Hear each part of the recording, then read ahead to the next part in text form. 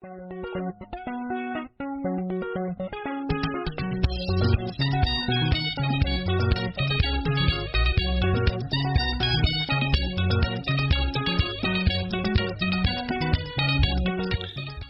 akanaka mhuri yeZimbabwe, tinokutambirai pano paJolas News Online YouTube channel. Uri musi wechitatu 20 Chikunguru 2022 apo patinenge tichikuverengerai zviri mumapepanhau anhasi norurimi rwechishona.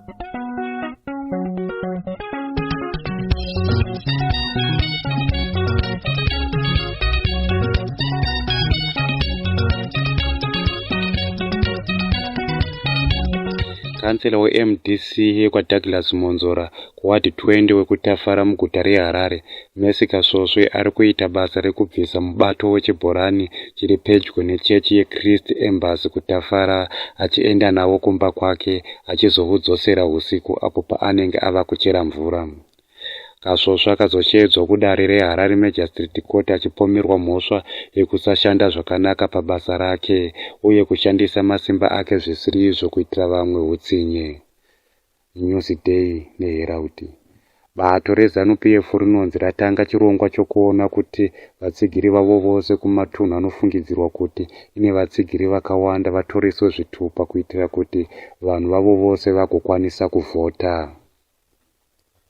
Nemuvhuro, utungamiriri hweZANU-PF mudunhu reHarare South hunonzi hwakaudza vagari veko kuti vakakoka hofisi yaRegistrar General kuti itorese munhu wese weZANU-PF zvitupa mudunhu iri kuitira kuti pasava anova nechikonzero chekusanyoresa kuvhota musarudzo dza2023.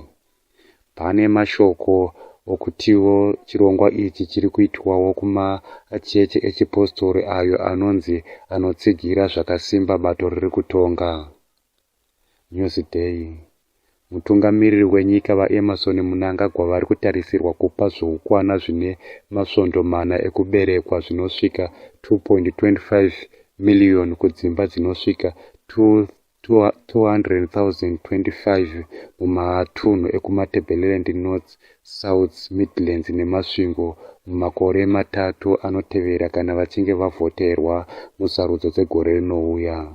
Zvoukwana izvi zvichagoverwa pachishandiswa chirongwa chePresidential Rural Poultry. Zamati munoda mazai, motodawo nehuku, mazai huku, huku inokandira mazai. South Africa haisi kufara nekuda kwezvizvarwa zvemuZimbabwe zviri kugara munyika iyi. Nokudaro yaudza Zimbabwe kuti inofanirwa kuzvichengetera vanhu vayo munyika yayo. Zvichakadaro, South Africa yomanikidza zvizvarwa zveZimbabwe zviri kugara munyika iyi kuti zvidzokere kumusha mushure mekunge gurukota rinoona nezvekugara zvakanaka kwevanhu muPretoria muzvari Lindi weZulu vati nyika dzinofanirwa kuzvichengetera zvizvarwa zvadzo munyika dzadzo, kwete kuti Zimbabwe ifunge kuti isu tine kodzero yekuvachengetera vanhu vayo munyika yedu. Izvi zvinouya mushure mekunge muzvari Lindi weZulu vanove zvakare sachigaro wekomiti yezvekudyidzana nedzimwe nyika mubato riri kutonga reAfrican National Congress ANC vataura mashoko aya paruzhinji. Mashoko avo auya apo Pretoria yakapa vanhu magwaro eZimbabwe exception permits kusvika muna zvita vachigadzirira kudzokera kumusha kwavo. Izvo zvave kuonekwa senzira yekuda kuderedza uwandu hwezvizvarwa zvemuZimbabwe izvo zvakatekeshera neSouth Africa yose. Pretoria yati magwaro eZEP haasi kuzombotsidzirwa zvachose kubva muna zvita. Apa pari kutyirwa kuti vanhu vachatanga kurohwa nekuurayiwa muSouth Africa. Saka nokudaro uyu ndiwo mukana wekusiya nyika iyi zvinhu zvisati zvaoma. Vanodaro vanoziva chimiro chomunyika iyi kana vanhu vourayiwa. Newsday.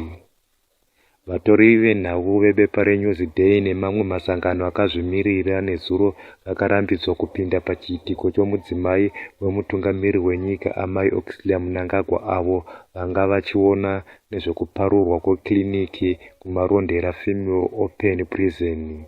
vatori venhau ava vakarambidzwa kupinda pachiitiko ichi vachityirwa kuti vanogona kuzotsemura dzimwe nyaya dzisingafanirwi kuzotaurwa. Kliniki iyi yakavakwa pasi pe-First Lady's Angel of Hope Foundation nemari yakabva kuTeuwani. Mumwe mukuru weZimbabwe Prison and Correctional Services ZPCS aivharira vamwe vatori venhau akati, tiri kuda vezvenhau vakuru vebazi rezvekuburitswa kwemashoko nenhepfenyuro chete ndivo vanobvumidzwa kupinda mukati vachitora nhau muchiitiko ichi, kwete vamwewo zvavo vanhu. Regai timbonwira mvura tiri pano paJolas News.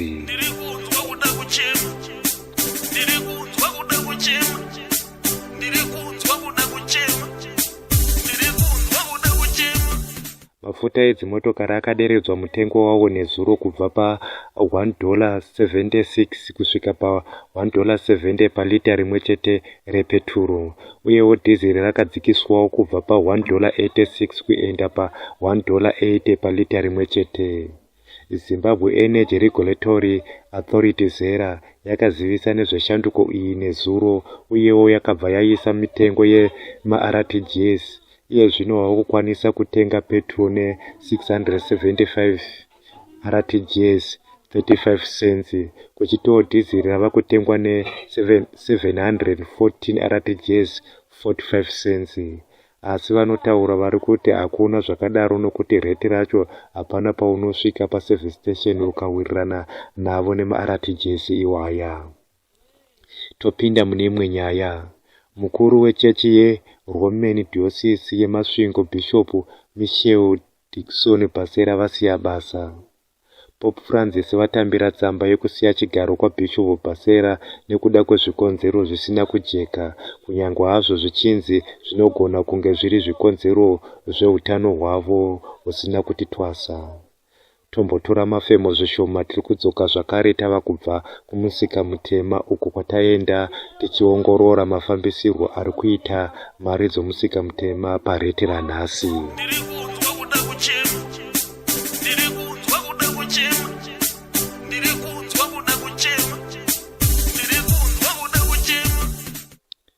Chiregai tikupe zvabva kumusika mutema umo muri kuitwa reti risina tsarukano.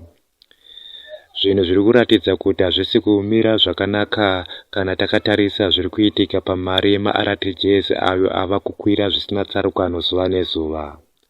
Totanga nekukupai official rate reRBZ. Kutenga dola rimwe chete yava 391 RTGs 53 cents. Mareti atava kukupai pari zvino tamatora munzvimbo dzakasiyana dzemumusika mutema. Kutenga $1 nhasi makuseni ano vamwe vanga vachiti 900 ukuwo vamwe vachiti 850 ne800 RTGs. Kutengesa dola rako kuvakomana vekumusika mutema uri kupiwa 700 RTGs, vamwewo vachiti tinokupa 650. Regai timboti zoro rezvishoma tichimbocherechedza kuti vemashopu vari kufamba nereti ripi.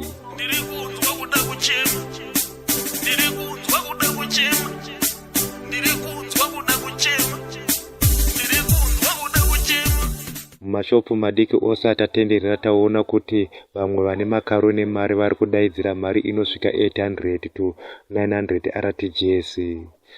Jolas News chikwata chinokupai nhau chisina devi rachakarerekera, uyezve mukacherechedza muchaona zvakare kuti tinotaura rurimi rwechishona chamazuva ano chinosanganisira mutauro wechirungu pano nepapo, to try to make sense to everyone, sematauriro atinongoita takagara takazorora tichitandara zvedu.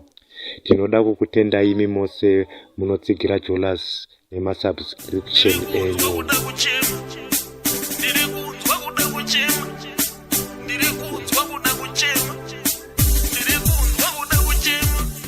Tinoti kuverengwa kwenhau dzanga dzichipisa makuseni ano kunoperera pano. Ndini wenyu mukoma Jola nanga ndichikupakurirai nhau dzinodakadza. Vanoda kugara vachinzwa chirongwa ichi munogona kutibata paYouTube channel yedu musubscribe ipapo. Subscription yenyu inotipasa manyemwe zvokuti mukasubscribe zvinoita kuti tisanete.